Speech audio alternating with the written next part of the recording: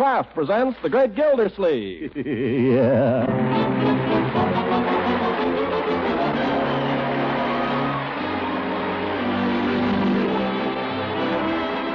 Cheese Company, makers of parquet margarine and a complete line of famous quality food products, presents Harold Perry as the Great Gildersleeve. Kraft brings you the Great Gildersleeve every week at this time, written by John Whedon and Sam Moore, music by Claude Swaiten.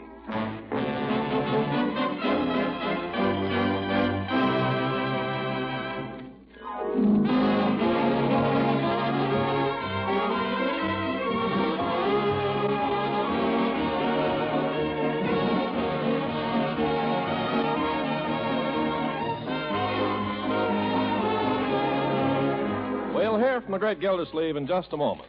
When you ladies finish baking those light, fluffy biscuits and those crust-brown dinner rolls the whole family loves, here's how to serve them in grand style. While they're still fresh and piping hot, pop them open and spread with delicious parquet margarine. Man, oh man, what flavor. Yes, parquet's fresh, delicate flavor adds a crowning touch that's sure to make any baking treat downright delicious eating. Parquet is a favorite spread for bread, hot toast, and rolls. For pancakes and waffles, too, in millions of American homes. And it's a fine energy food, too, one of the very best you can serve. What's more, Kraft fortifies parquet so that every pound contains 9,000 units of important vitamin A. So for delicious, satisfying flavor, and for good nutrition, too, serve parquet as often as you can. Tomorrow, ask your dealer for parquet, P-A-R-K-A-Y. Parquet margarine made by Kraft. Yes, Kraft makes parquet.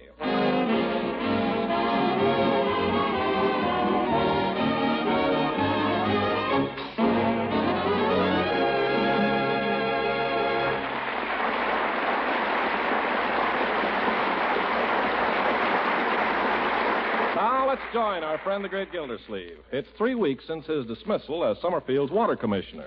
The development of his friend Fibber McGee's plastic mousetrap has been stymied temporarily for lack of capital, and Gildersleeve's affairs appear to be at a standstill. However, he still likes to eat, as we see now, joining him at breakfast with his family.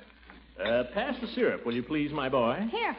More hotcakes, Mr. Gildersleeve? Yeah, but not too many, Bertie. Say 3 or 4, huh? How about you, Marjorie? No, thanks. I think you and Leroy are disgusting. Disgusting? Why, we're just healthy, my dear. Well, I'll fix one more batch, and that'll have to hold you. All right, Bertie. Oh, Mr. Gildersleeve, I wonder could you give me some money for the grocery bill?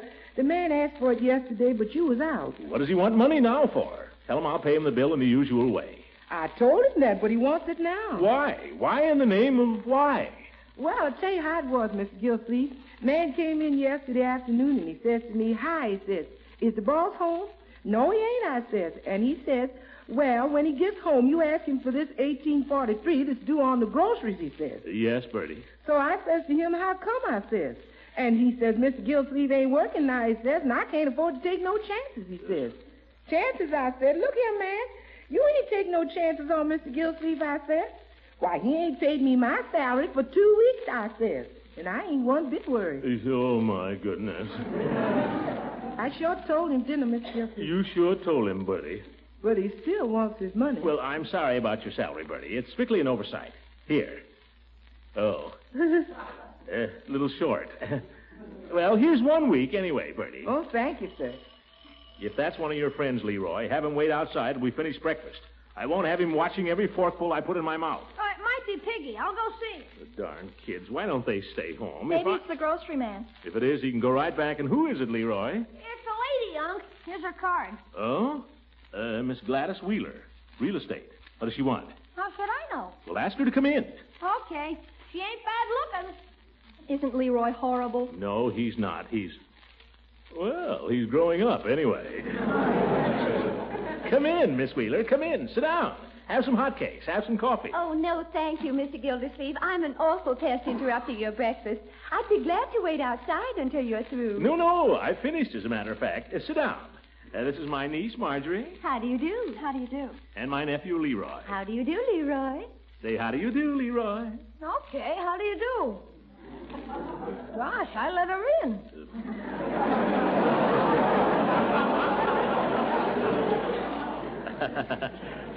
Great kid.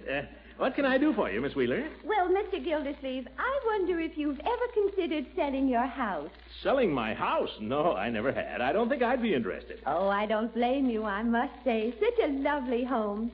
Still, I have a client who's authorized me to offer you $12,000 for it. $12,000? Leroy. But Uncle Mort, it only cost $7,000. Oh, you children leave the room, please. Miss Wheeler and I are talking business, and you don't know anything about it. I know the house cost $7,000 originally, Mr. Gildersleeve. Still, my client is willing to pay $12,000. Cash? Cash. Grab it, Unc. Leroy. Miss Wheeler, I wonder if you'd like to see the rest of our house. The dining room is no place to discuss business.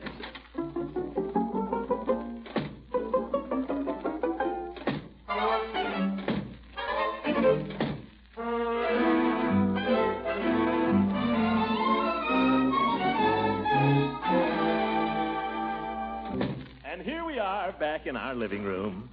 I guess you've seen everything in our humble abode. Oh, it's all so nice and homey. Oh, yes, but I've been thinking of making a change. Man ought to move once in a while.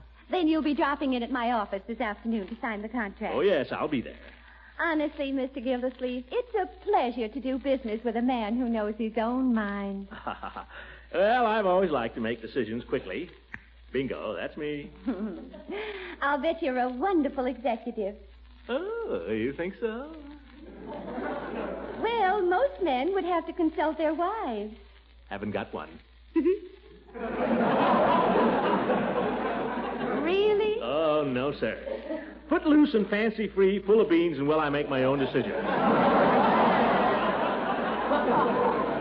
Well, at least most men would have to consult lawyers and goodness knows who. Why should I pay my lawyer a fee on such a simple deal as this? The old goat, he'll be surprised. Mr. Gildersleeve, as I said before, it's a pleasure to do business with you. Well, it's the same to you, Miss Wheeler.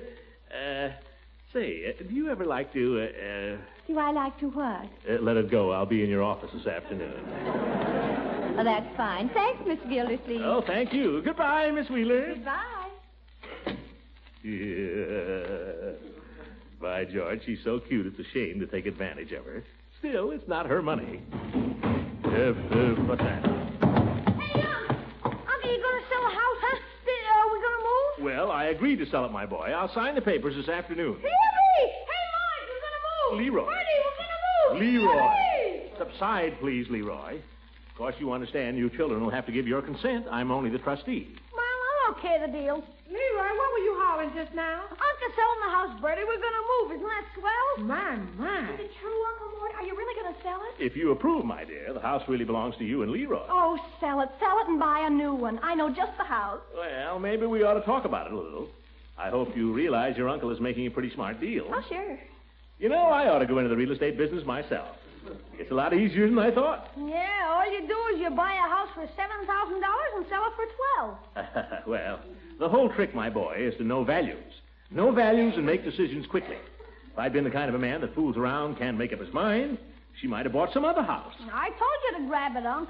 Sure, but what do you know? I know how much is 7 from 12. Are you sure? No, children. Uncle Mort, could we buy the Weston's house? It's not very big, but it's cute. Oh, yes, it's a nice house. Very nice. It has 2 bathrooms. I get awfully sick of waiting for you to finish shaving every morning. What about me hanging around while you take those bubble baths? I do not take bubble baths. You took one last week. You left a lot of bubbles in the tub, too. I did not. You did so. That will do, children. The Weston house might be very nice, Marjorie. Probably get it for $6,000, maybe $5,000. Or how about something out in that new subdivision? Oh, I'd love to live in Shady Oaks. The houses are all new out there. The kitchens are nice out there, too. Post-war style. Oh, the Nielsen's have a lovely English cottage out there.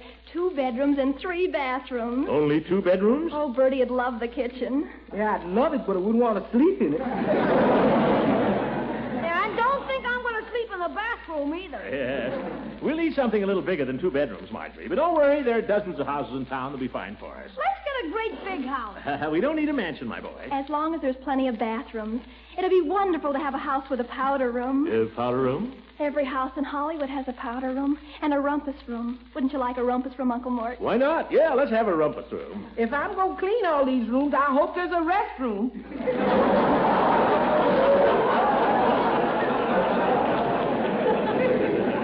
Don't worry, Bertie. Good times are coming. You know, ever since that real estate woman walked in here this morning, I felt that everything was going to be fine. I'll take this money, we'll buy a new house, then I'll put the rest of it in mousetraps, and pretty soon I'll be a millionaire. And when I'm a millionaire, Marjorie will have 2 bathrooms all to herself, Leroy will have a baseball diamond and a running track, and I'll have a rumpus room with a snack bar. And Bertie, you'll have an assistant. Mr. Gildersleeve. Yeah. Don't laugh, Bertie. It could happen.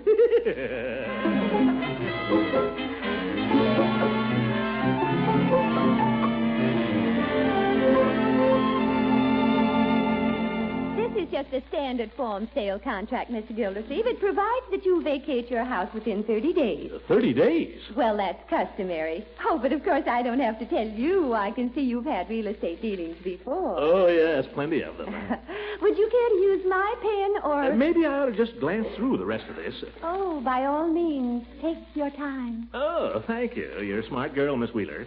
Not like an ordinary agent rushing a fellow into something. Where do I sign? Right here. Oh, yes. Throckmorton P. Gildersleeve. And the duplicate copy. That's the one I keep. That's right. Rock. Oh, pen's gone dry. Oh, sorry. Here's another one. Oh, wonderful. 2 pens. Well, Throckmorton P. Gildersleeve. Thank you. That does it. Yes, sir. Well, I have a feeling we ought to celebrate a little. Come on out and I'll buy you a soda. Oh, I'd love to, Mr. Gildersleeve, but I've got a customer waiting over on the other side of town. Some other time. All right, some other time.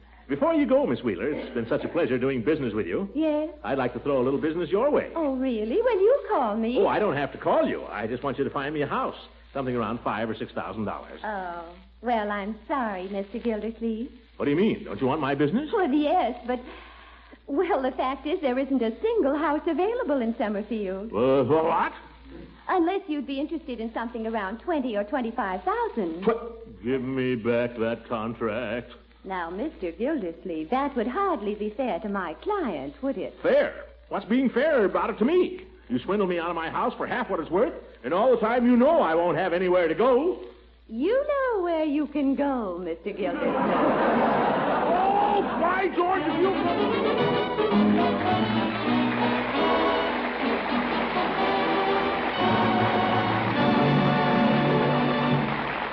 Greg Gildersleeve will be with us again in just a few seconds. If you like piping hot toast, pancakes, or waffles, try spreading them with delicious parquet margarine. And see what appetizing goodness the delicate, satisfying flavor of parquet adds to these tempting breakfast treats. If you carry a lunch to work or to school, you'll be glad to know that parquet margarine is one of the finest energy foods you can spread on bread or in sandwiches. And if you, Mrs. Homemaker, are concerned about good family nutrition, as we know you are, you especially will want to know this important fact. Kraft fortifies parquet margarine so that every pound contains 9,000 units of vitamin A. Yes, it's good to know that there's such an economical, nourishing spread for bread with such delicious flavor and such dependable Kraft quality.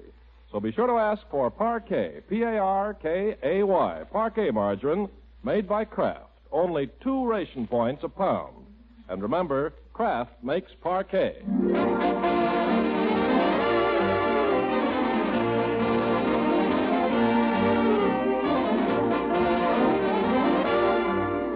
Now let's get back to the great Gildersleeve, who's really painted himself into a corner. Having sold his own house for a good price, he can't find another to move into at any price. He's tried every real estate agent in town, examined the classified ads, and now at his wit's end, he's taken time out to get a haircut and think it over. So we find him in the hands of Floyd Munson, wedged into a barber chair, strangled by a mussy sheet, smelling like a lily as Floyd gives him the finishing touches. Well, Mr. Gildersleeve, who's going to win the election? Hard to say, Floyd, hard to say. You don't know anybody who has a house he wants to sell, do you? Why, you in the market, Commissioner? I may be, shortly. Well, there was a fellow in here the other day said he might want to get rid of an Oldsmobile. I can't ask my family to live in an Oldsmobile, Floyd. What I need is a house. Why, you getting thrown out of yours? I'm not getting thrown out. I've sold it. Is that a fact? Funny I didn't hear about it. I just told you. Bet you got a pretty good price for it, huh? A fair price. Yes, good solid house you got there, well built. Bet you got easy 8,000 for it. 9,000 maybe. With the garage and all, maybe 10,000. I got a fair price. My problem now is to find a place to live. Yeah. Well, I got a nice little place there. Nothing fancy, you know what I mean? We could do with another bathroom. Wife's always hollering at me. But it's a roof over our heads. I'm not worrying about you, Floyd. It's me. Say, now you mention it, I hear where Otto Schlesnick and his wife ain't getting along so good again. What's that to me? Well, I was passing that place the other night, and they were carrying on something fierce. I heard her call him a bum mechanic. That ain't good.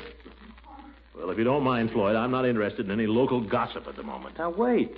Supposing it was to go from bad to worse. Supposing they would have bust up. Why, there'd be a house. Huh? Sure, you got to think of those things. Wife happens to pass a remark. Man reaches for a piece of crockery. First thing you know, there's a house on the market. Floyd, you've given me an idea. Yeah, finish me up, will you? Practically done now. Great. Of course, if you're thinking of that house of Otto's, it's only got 5 rooms. Why'd you tell me about it? I need at least 7. Well, it's only an idea. Maybe if you was to look around and sort of keep your ear to the ground. You know what I mean?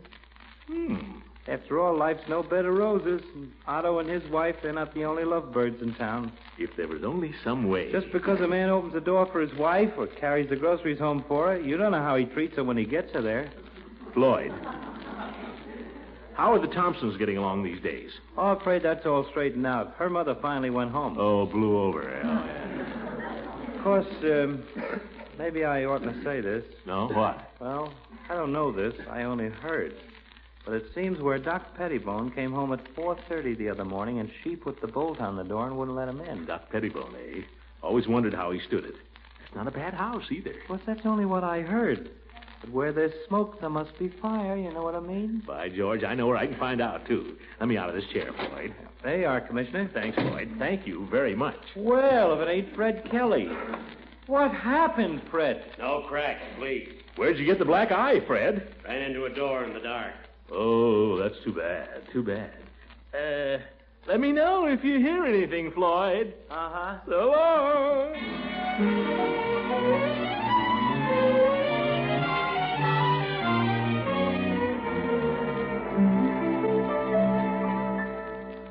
Dr. Pettibone? Why, yes, I do most of his prescription work. I know that, Peavy, but have you seen him? Yes, I have. As a matter of fact, Mrs. Peavy and I played bridge with the doctor and his wife last night. You did, really? Well, how did they seem? They seemed fine. Why? You didn't notice anything?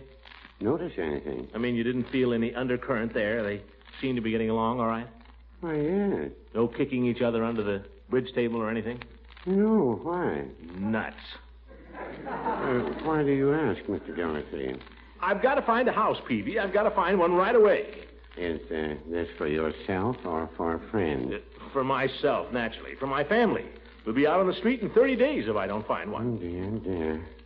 I don't like to pry, Mr. Gildersleeve, but was it trouble with the mortgage? No, it was trouble with a woman. Oh, that again.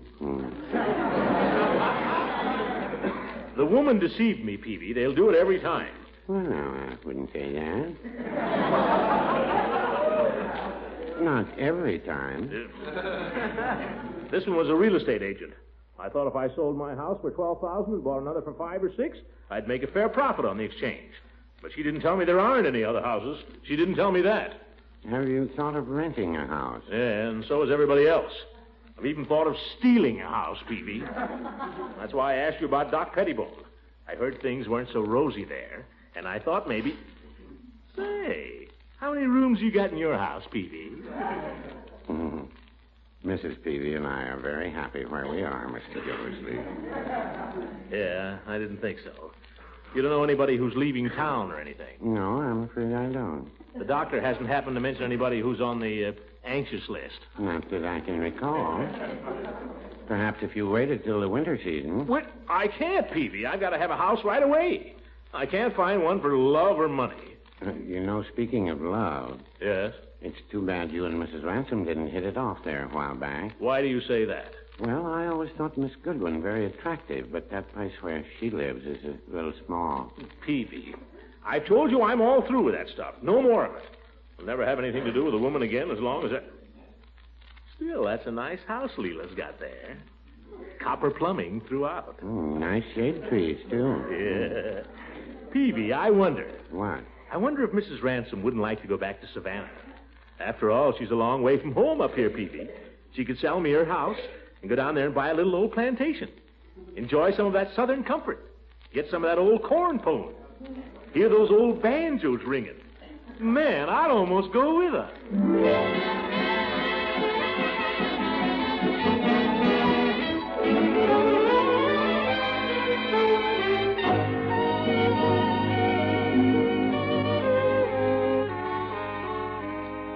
I'm so glad you dropped in, Throckmorton. Well, I'll tell you, Leela. I've been a little worried about you lately. Oh, have you really? How nice. Yeah. When I think of you all alone in this great big house here, day after day. Well, I'm not completely alone. I have friends, you know. Oh, yes, of course. Of course you have. But I sometimes ask myself, Leela, if we really know who our truest friends are. Well, I always think of you as my friend, Throckmorton. I hope you don't mind. Oh, I am. Very much so. Yes, indeed. You must always think of me that way, Leela. Yes. But what I mean is, well, everybody knows that a boy's best friend is his mother. A girl's, too. I suppose. Yes. People should stick to their mother and their family, Leela. We mustn't forget the old folks at home. Don't you ever miss them?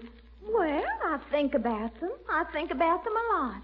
But sometimes I feel I'd rather think about them than be with them. Oh, that's the wrong attitude, Leela. Throckmorton, why are you suddenly so interested in my folks? You never showed any interest in them when we were engaged. Well, it's not your folks so much, Leela. It's not that. I'm thinking of you. Ah, yeah. Certainly. You don't realize, Leela, you're a Southerner. You were born in the South. It's in your blood. Don't you hear it calling? Not at the moment. Leela, think of it. Moonlight and honeysuckle. Soft summer breezes. Those old banjos ringing. I haven't heard a banjo in the South in 15 years. Well, you could take one down with you. Think of that Southern cooking, Leela. Think of it. I am thinking of it. And you're thinking of something, too. Yeah, I wonder what it is. I don't know what you mean. Oh, yes, you are. I'm thinking of you, Leela. So far from home. Living all alone up here in this great big house. By the way, how many rooms has it got? 7. Ever have any water in the cellar? Not a drop. Remarkable. Just the same, I worry about you here, Leela. Oh, that's very sweet of you, Throckmorton, to worry about me, but I don't worry. Well, you should. Such a big house for such a little girl. 7 rooms, you say? I never worry because I know that if anything should happen, if I should ever need protection, you're right next door. That's just it, Leela. I may not be next door. Throckmorton, you're not leaving town. Well, that depends. Depends on what? It depends on you. Oh, gracious. I mean, here you are living all alone in a great big house, and here I am. I don't know how to say it. Oh, Throckmorton, you're such a dear, sweet, clumsy fool. Why don't you just come right out and say it? Well... sit down beside me first. There. You got me all wrong, Leela.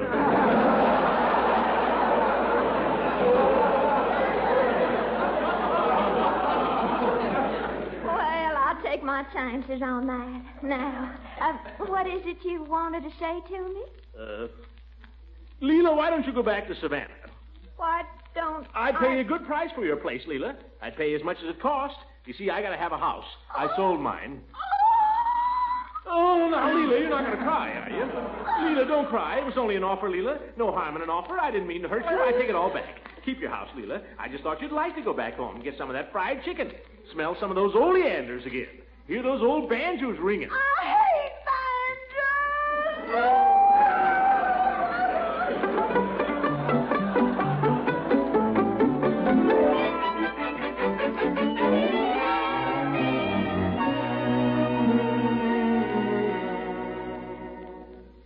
Make yourself at home, Gildy. You always do. There's an ashtray beside you. I was just enjoying my usual after-dinner Kalak water. Care for a glass? No, thank you. Judge? Yes, Gildy. I dropped over here tonight to let you in on a good thing. If it has anything to do with mousetraps, let me out. No. As a matter of fact, it has to do with this rat trap you're living in here. This what? Your house. I think I may have a prospective purchaser for it. That is, if the price is right. Sorry, I wouldn't be interested. Oh, Judge, don't be ridiculous. This is a bona fide offer. No, not interested. Don't be a dog in the manger, Judge. What do you want to wallow around in a 9-room house for? I like it here. May not be beautiful, but it's comfortable, and I like it. I hope and expect to remain here till the day I die. But that may be years. Look, Judge, this man is no piker. He's prepared to offer $5,000 spot cash for the whole shebang, just as she stands. I might possibly consider 14. 14? That's $2,000 more than I got. If you think your house is worth more than mine... Wait Judge. a minute, Gildy. You mean to tell me you've sold your house? Well, I didn't mean to tell you, Judge, but that's about the size of it. But, Gildy, that house isn't yours to sell. You're only the executor. It's held in trust for Marjorie and Leroy. Well, I consulted them before I did it. Oh, you did? Well, why didn't you consult me? Well, doggone it, Horace. Every time I consult you about anything, you send me a bill. Oh, well, that's it. What am I going to do, Horace? I've sold the house and I can't find another one. Are you asking me what to do? Well, I'm asking you. I'll bill you, so help me, I'll bill you.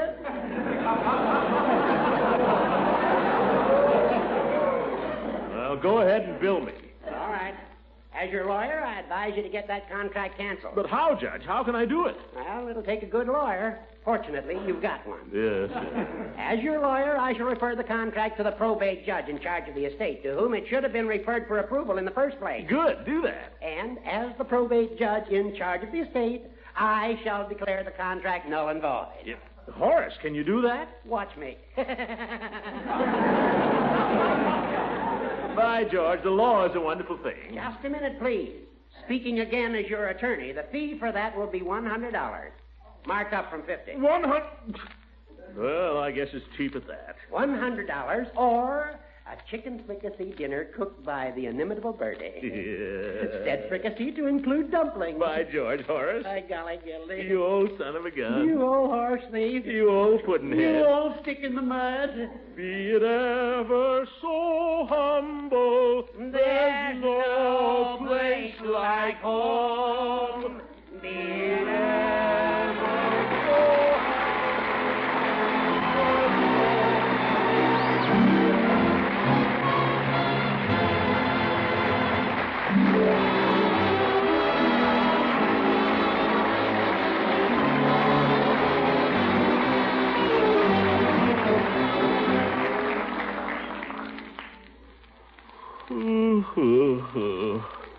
my own little bed in our own little house. By George, I'm glad we didn't sell it. Listen to that. Rain on the roof. And here I am, snug as a bug in the rug. Hey, Unc, the water's coming through the ceiling in my room. It is? Yes, dripping right in my face. Never mind, Leroy. These days a man is lucky to have a leak over his head. You go to bed. Good night, everybody.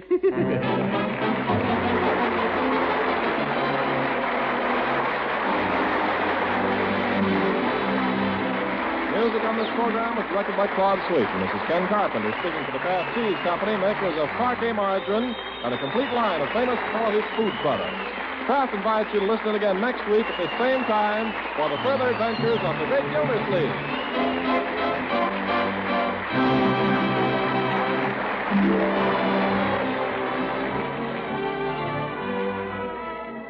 It may even surprise some of you good cooks, and it's sure to surprise your family and guests to discover what marvelous new flavor interest you can add to foods with delicious Kraft prepared mustards.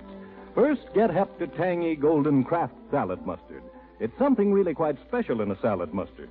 Creamy smooth, mild, yet so zestfully spiced, Kraft salad mustard has just what it takes to pep up a golden sauce for hot-cooked vegetables, and it adds a delightful flavor tang to egg and cheese dishes. Puts new sparkle into relishes, appetizers, and sandwich spreads. And here's another great favorite, Kraft mustard with nippy horseradish added, to sharpen your appetite for frankfurters and cold meat cuts, and to zip up the flavor of sauces for fish. Buy both kinds for lively flavor variety. Tomorrow, ask your dealer for Kraft mustard, the nippy horseradish variety, and the tangy golden Kraft salad mustard.